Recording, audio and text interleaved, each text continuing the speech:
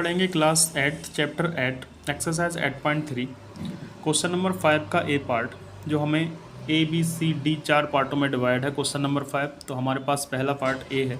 अभी देखिए P P minus Q comma Q Q minus R and R R minus P.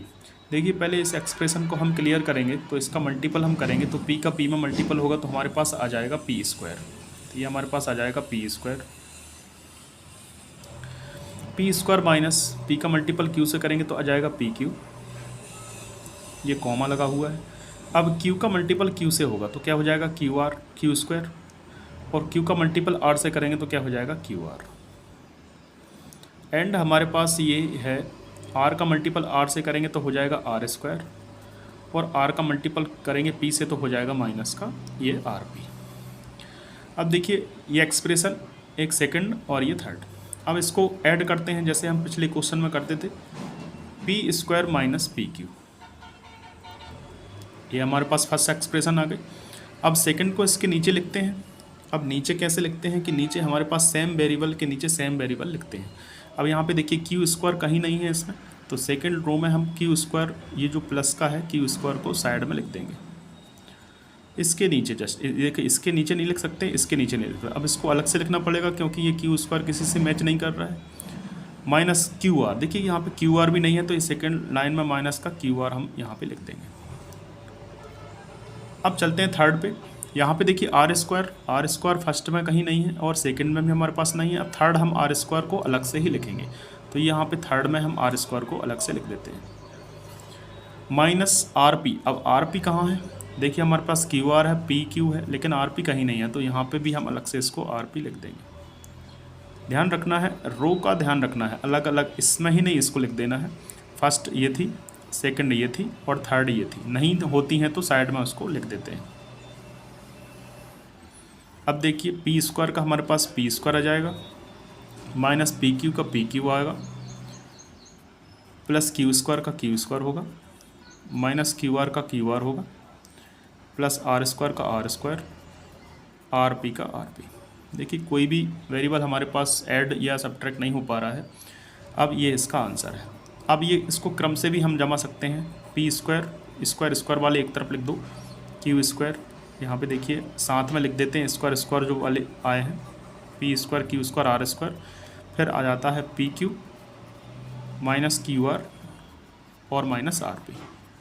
ये हमें systematic इसको जमा दिया है, इसका आंसर है। आंसर आप ये भी लिख सकते हैं, ये भी लिख सकते हैं, ये थोड़ा सा सिस्टमेटिक है। P square Q square R square square square बड़ी एक्सपोनेंट वाले अलग अलग लिख दिए हैं, फिर पी क्यू क्यू आर और आर पी हमने अलग लिख दिया है।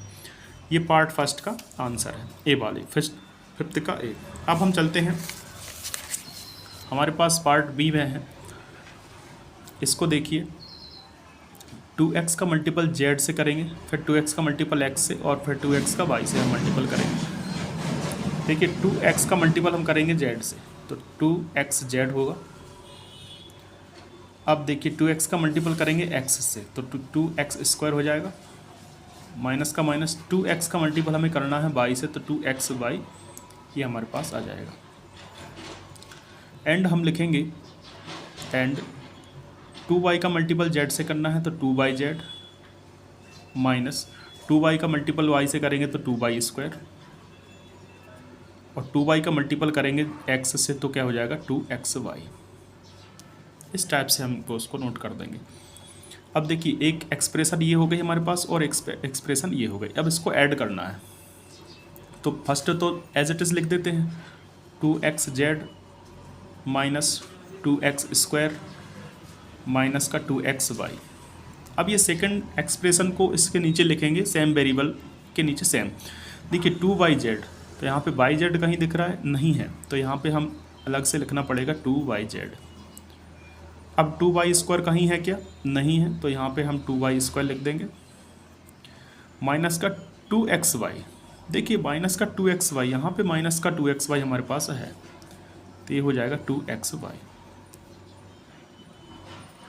yz हमारे पास नहीं था तो हम xz हमारे पास था तो yz अलग है, तो यहाँ पे देखिए अब इसको हम सॉल्व कर देंगे तो हमारे पास आ जाएगा 2xz माइनस का 2x स्क्वायर का 2x स्क्वायर -2xy और -2xy, माइनस माइनस प्लस हो जाएगा तो माइनस का 4xy होगा, प्लस का 2yz एज इट इज़ आ जाएगा और माइनस का 2y² एज इट इज़ आ जाएगा। अब इसमें भी हम स्क्वायर स्क्वायर वाई टर्म को पहले लिख सकते हैं, ये हमारे पास आंसर आ गया इसका।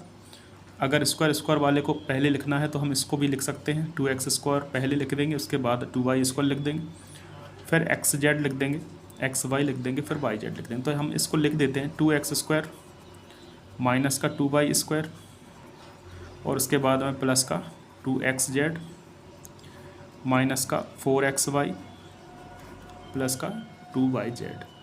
इसका आंसर ये आ गया, ये भी इसका आंसर है और ये भी इसका आंसर है। ये सिस्टमेटिक थोड़ा सा जमा के हमने लिखा हुआ है और ये आपका इस टाइप से आंसर आया था। तो इसका आंसर ये हमारे पास ये आ गया।